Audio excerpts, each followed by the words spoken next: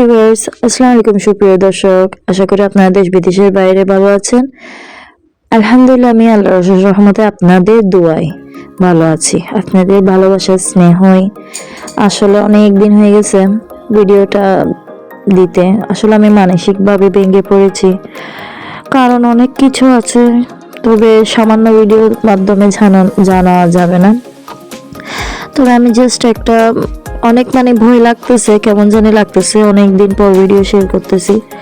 এগুলো হলো একটা ছোট ক্লিপ নিয়ে আসলাম আপনাদের সঙ্গে। অনেকে আমাকে কমেন্টের মাধ্যমে জানতে চাচ্ছে কি ভিডিও দিচ্ছি না কেন, নতুন ভিডিও আপলোড দিচ্ছি না কেন, দেরি হচ্ছে কেন।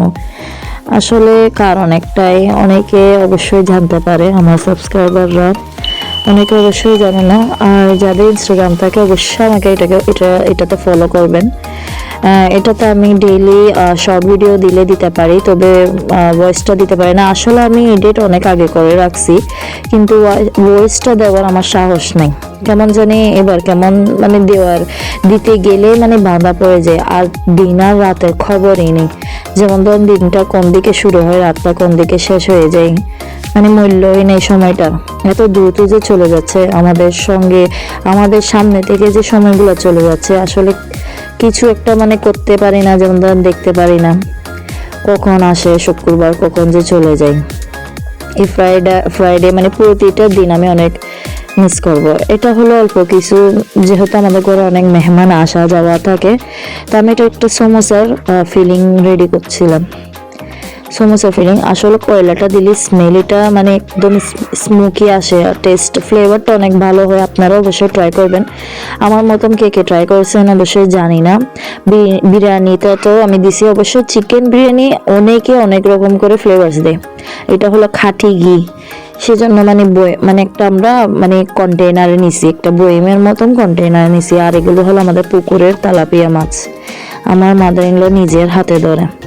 সামান্য কিছু রান্না করেছি, দুপুরের। আসলে আমার কথাটাও বাঁচতেছে। আসলে মূল কথা হলো, নিজের যদি আপনজন প্রিয় মানুষ কেউ সুস্থ হয়ে পড়ে, কাছের মানুষ, তেমনিতে তেমনই একটা স্মৃতি সত্যি হারাই ফেলে। আসলে আমি সিম্পাতি নিতেও চাচ্ছি না, কারোর কাছে ওটা ভিডিও দেখাতে চাচ্ছি না বা শেয়ার করতে চাচ্ছি না মোমেন্টগুলো। আমার আব্বুর অনেক অসুস্থ, যেমন ধরুন আইসিইউতে ভর্তি হয়েছিল। আমি পুরোপুরি ভেঙে পড়েছি, অথচ আমি সামনে যেরকম উপরে যেরকম, ভিতরে তেমন না। ভিতরে পুরাটাই ভেঙে গেছে, অথচ আমি আমার শ্বশুর বাড়িতে আমার লসের ঘরে সবার সাথে হাসি মুখে আসি। ইভেন দেখাচ্ছিও না যে আমি ভিতরে কতটা আঘাত পেয়েছি, কতটা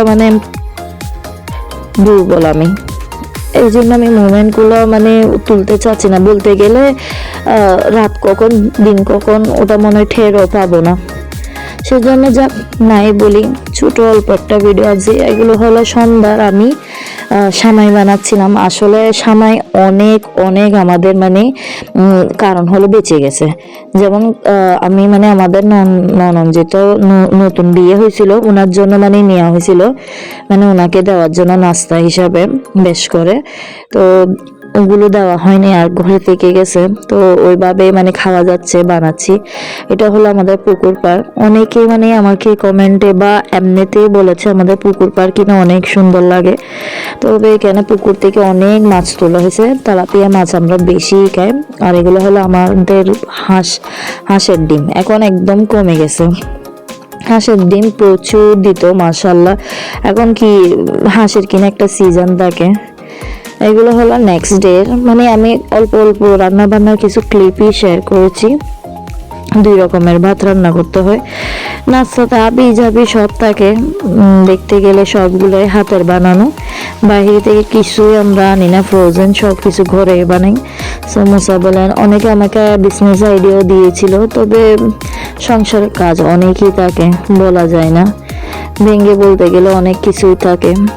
2-3টা বাচ্চা, অবশ্যই কাজও আছে, নাই জানা বাচ্চাদের পড়াশোনাও আছে, সবগুলোই টেক করতে হয়। ইনফ্যাক্ট আমি করি অল্প কম আর বেশ। যেমন ধরেন, আমি ইউটিউব করি, তবুও সময় পাই না। আজকে অনেক দিন, বহুদিন পর আপনাদের সঙ্গে একটা ছোট খাটো ভিডিও নিয়ে আসলাম। আসলে জানি না কিভাবে বলবো, কি বলবো, মাথায় আসছে না। আসলে মানসিকভাবে আমি সব কিছুই মানে বলতে গেলে মানে একটা ডিপ্রেশনে যেভাবে চলে যায় ওইভাবে ভেঙে গেছি।